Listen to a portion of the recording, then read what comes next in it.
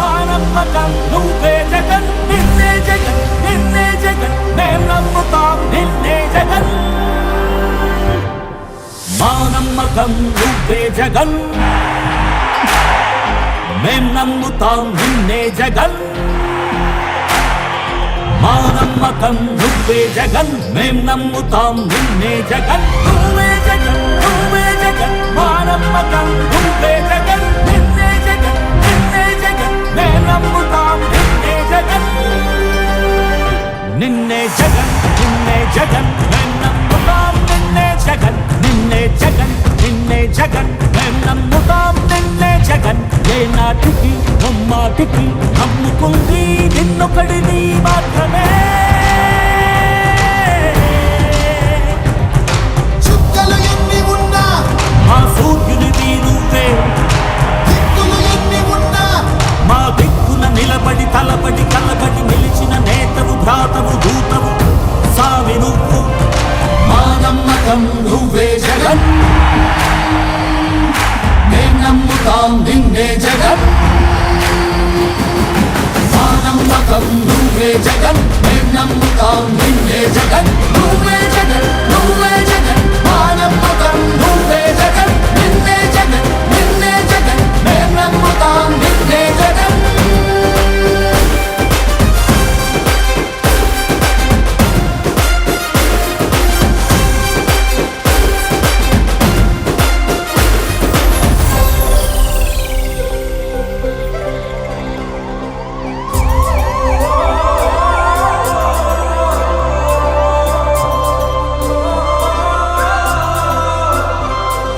గడప గడప నడిచొచ్చబడుగు, కడుపులను నింపే ముద్ద నువ్వే. బడి గంట వింటూ పరిగెత్తుకొచ్చే నిరుపేద బిడ్డలకు విద్య నువ్వే. కంటి నీరు తుడిచే మా అమ్మఒడి నువ్వే. మేలు కొడుకు మా బతుకు మలుపు రేపటి గెలుపు నువ్వే జగన్. మా నమ్మకం నువ్వే జగన్, మేం నమ్ముతాం నిన్నే జగన్. మా నమ్మకం నువ్వే జగన్, మేం నమ్ముతాం నిన్నే జగన్. నువ్వే జగన్, నువ్వే జగన్, మా నమ్మకం నువ్వే జగన్, నిన్నే జగన్, నిన్నే జగన్, మేం నమ్ముతాం నిన్నే జగన్. వైఎస్ఆర్ కాంగ్రెస్ పార్టీ అధినాయకుడు జగన్మోహన్ రెడ్డి గారి ఆదేశం మేరకు సంతనూతలపాడు నియోజకవర్గంలో ప్రత్యేకమైనటువంటి కార్యక్రమం జరుగుతూ ఉంది. ప్రప్రథమంగా సింబాలిక్గా మద్దిపాడు మండలంలో నాగన్నపాలెం విలేజ్కి వచ్చి ఈ రాష్ట్రంలో రాజశేఖర్ రెడ్డి గారి యొక్క ఆలోచనల ప్రకారం పేదవారికి విద్య, వైద్యం ఆవశ్యకత తెలిపినటువంటి రాజశేఖర్ రెడ్డి గారు ఆరోగ్యానికి ఎంత ప్రయారిటీ ఇవ్వాలో రాజు ఆరోగ్యశ్రీ పెట్టినటువంటి రాజశేఖర్ రెడ్డి గారి ఆలోచన ప్రకారం జగన్మోహన్ రెడ్డి గారు ఈ రాష్ట్రంలో 17 గవర్నమెంట్ మెడికల్ కాలేజీలకి పర్మిషన్లు తీసుకొచ్చారు. అసలు మెడికల్ కాలేజీల వల్ల లాభం ఏంటి, మెడికల్ కాలేజీల వల్ల ప్రజలకేంటి ఉపయోగం కూడా ఆలోచించాలి. మెడికల్ కాలేజీలు వస్తే పేదవారికి వైద్యం పూర్తిగా అందుబాటులోకి వస్తుంది. మెడికల్ కాలేజీలు వస్తే పేదవారి పిల్లలు డాక్టర్లు అవ్వటానికి ఫ్రీగా మెడికల్ సీట్స్ వస్తాయి. తద్వారా కుటుంబాలు బాగుపడతాయి, ఆరోగ్యం బాగుంటుంది, పేద ప్రజలకు వైద్యం ఉంటుంది. ఇది ఆలోచించినటువంటి జగన్మోహన్ రెడ్డి గారు 17 మెడికల్ కాలేజీలను ఈ రాష్ట్రంలో పర్మిషన్లు తీసుకొని వచ్చి దరిదాపు 7 మెడికల్ కాలేజీలను కంప్లీట్ చేశారు. 7 మెడికల్ కాలేజీలను కంప్లీట్ చేసి అధికారాన్ని కోల్పోతే మిగిలినటువంటి మెడికల్ కాలేజీలన్నీ ఒకే లెంటల్ స్టేజీల వైజ్గా కట్టుకుంటూ వచ్చారు. ఈరోజు అధికారంలో ఉన్నటువంటి చంద్రబాబు నాయుడు గారు మెడికల్ కాలేజీలు ఎక్కడ ఉన్నాయి అని చెప్తా ఉన్నారు. ఉన్నటువంటి మెడికల్ కాలేజీని కూడా ప్రైవేటు పరం చేయాలని చూస్తూ ఉన్నారు.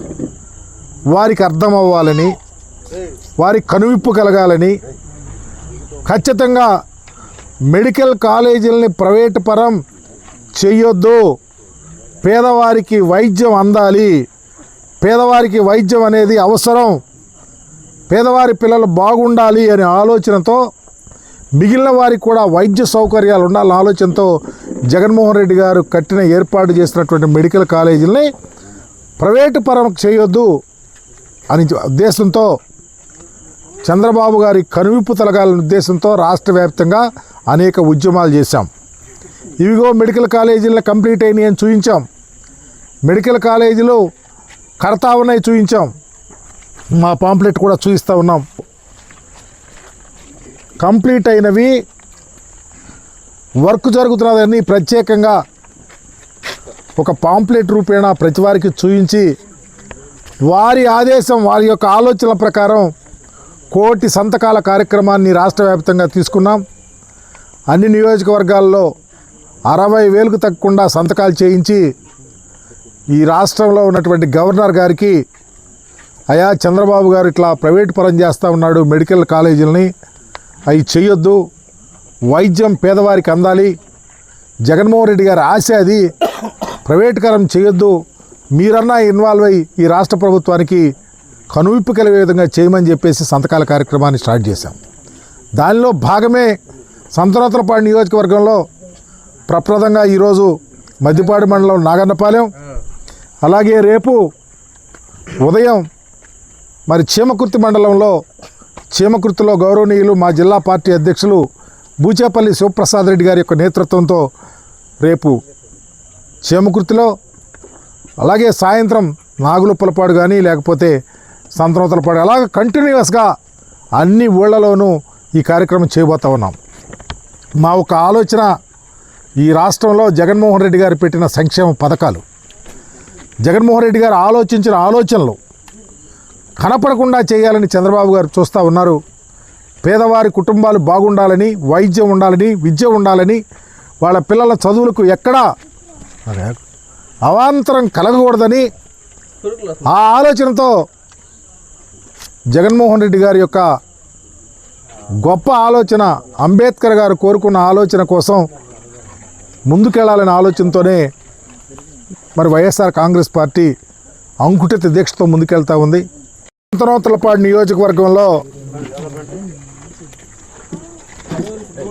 1,000,000 సంతకాల కార్యక్రమం, ఈ రాష్ట్రంలో మెడికల్ కాలేజీలను ప్రైవేటు పరం చేయొద్దు, ఈ రాష్ట్రంలో జగన్మోహన్ రెడ్డి గారు ప్రవేశపెట్టినటువంటి గొప్ప కార్యక్రమాలైనటువంటి 17 మెడికల్ కాలేజీలను ప్రైవేటు పరం చేయొద్దని 1,000,000 సంతకాల కార్యక్రమాన్ని తీసుకొని ప్రతి నియోజకవర్గంలోనూ 60,000 సంతకాలకు తగ్గకుండా ప్రతి ఊరిలోనూ 500 నుంచి 1000 సంతకాలు తీసుకొని గవర్నర్ గారికి ఆ సంతకాలు తీసుకొని వెళ్ళి రిప్రజెంటేషన్ ఇవ్వాలన్న ఆలోచనతో కార్యక్రమాన్ని స్టార్ట్ చేశాం. మీ అందరికీ తెలుసు ఈ కార్యక్రమాలు ఎందుకు చేయవలసి వచ్చిందో. ఈ రాష్ట్ర చరిత్రలో ఏ ముఖ్యమంత్రి ఆలోచించినటువంటి ఆలోచనలు జగన్మోహన్ రెడ్డి గారు చేశారు. పేద ప్రజల కోసం, బడుగు బలహీన వర్గాల కోసం, సామాజికంగా వెనుకబడినటువంటి అనేక కులాల్లో ఉన్నటువంటి పేదవారి కోసం విద్య, వైద్యం అనేది అవసరం. ఆ కోణంలోనే విద్యకు జగన్మోహన్ రెడ్డి గారు ఎంతో ప్రయారిటీ ఇచ్చారు. వైద్యానికి 17 గవర్నమెంట్ మెడికల్ కాలేజీల కోసం కేంద్ర ప్రభుత్వం నుంచి పర్మిషన్లు తీసుకున్నాం. 5 మెడికల్ కాలేజీలు పూర్తిగా కంప్లీట్ అయినాయి. ఇంకా 2 కంప్లీట్ అయినటువంటి కొన్ని క్లాసెస్ స్టార్ట్ అవుతూ ఉన్నాయి. 7 మెడికల్ కాలేజీలను కంప్లీట్ చేశాం.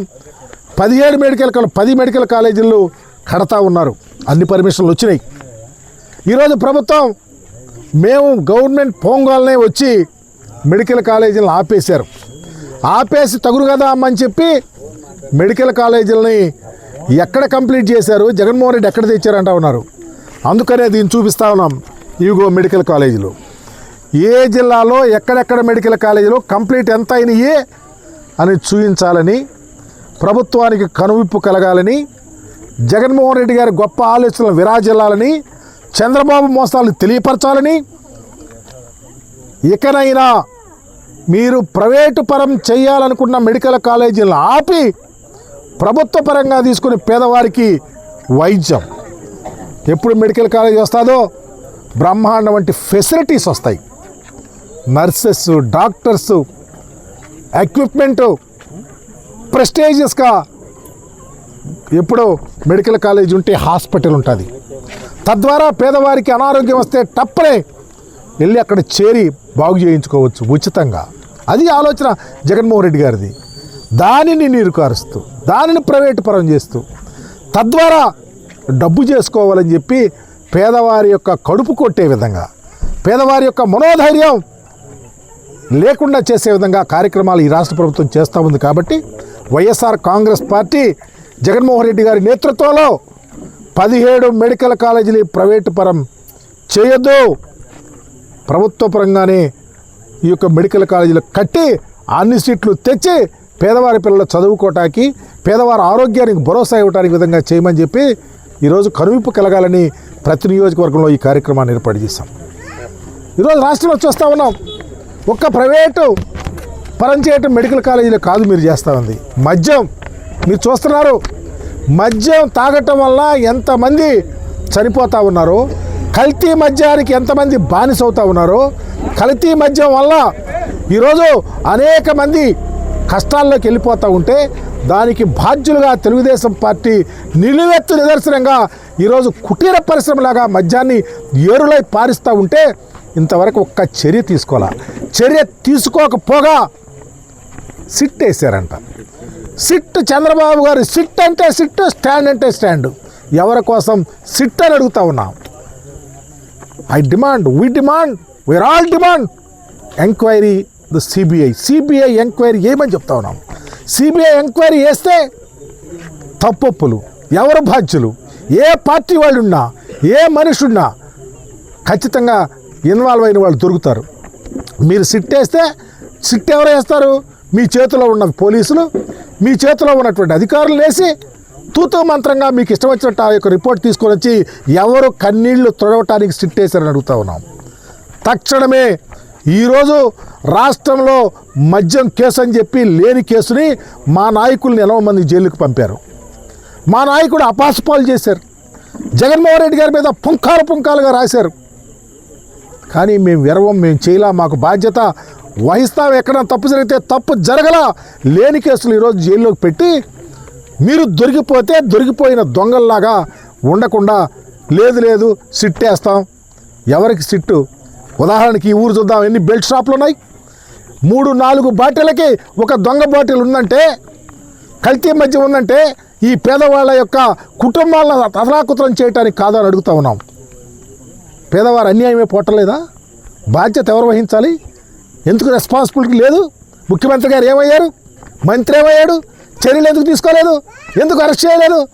మేము అధికారంలో ఉన్నాం. నేను మంత్రిగా పనిచేశా, ముఖ్యమంత్రి గారి దగ్గర పనిచేశా. నేను చూసా ఎలాంటి ఆలోచనలతో ఈ రాష్ట్రంలో మేం పరిపాలన చేసామో.